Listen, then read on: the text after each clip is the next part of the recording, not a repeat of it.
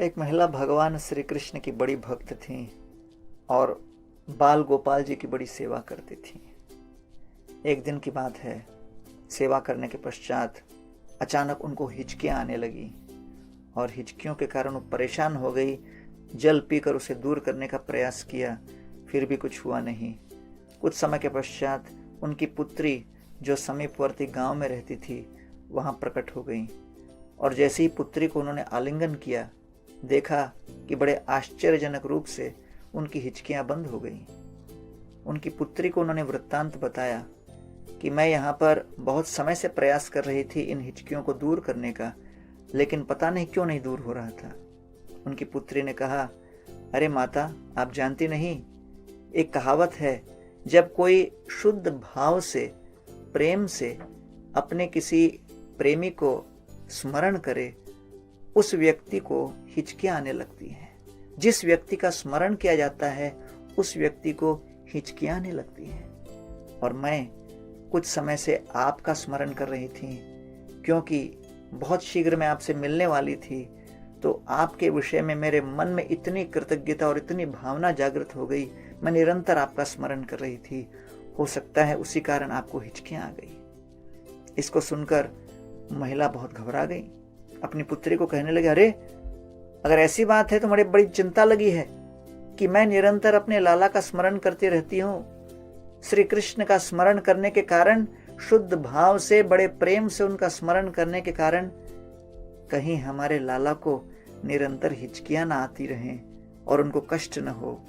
ठीक है, आज मैं संकल्प करती हूँ कि लाला की सेवा तुम करो और मैं उनका स्मरण भी नहीं करूंगी, क्योंकि मुझे इस बात का डर है कि उनका बड़े तीव्रता से स्मरण करने पर उनको कष्ट न हो, उनको हिचकियां न आए। कुछ समय के पश्चात जब ये महिला अपने घर पर थी, भगवान श्री कृष्ण उनको प्रकट हो गए। महिला कहती है, अरे मैंने तो आपको स्मरण नहीं किया, ना बुलाया, आप क्यों प्रकट हो गए?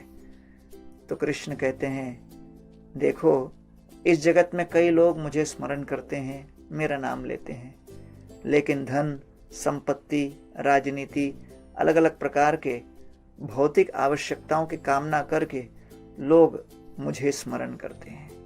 लेकिन आप मुझे विस्मरण करने का प्रयास कर रही थीं, लेकिन आपके इस विस्मरण में निरंतर मेरे स्मरण का भाव था, क्योंकि उस विस्मरण के पीछे आप मेरा हित चाहती थीं कि मुझे हिचकियां न आए, मुझे कष्ट न हो। इसलिए इस जगत के लोगों के स्मरण के पीछे कई बार विस्मरण होता है, लेकिन आपके विस्मरण के पीछे मेरा स्मरण तीव्र है। मय्येव मन आधत्स्व मयि बुद्धिं निवेशय निवसिष्यसि मय्येव अथ ऊर्ध्वं न संशय।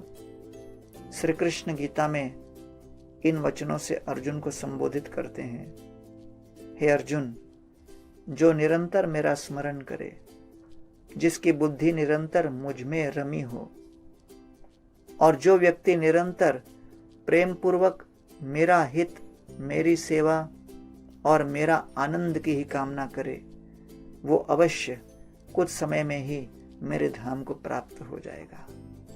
आइए हम निष्कपट भाव से भगवान श्री कृष्ण के संतोष और आनंद हेतु कार्य करें। ये भक्ति का मूल तत्व है।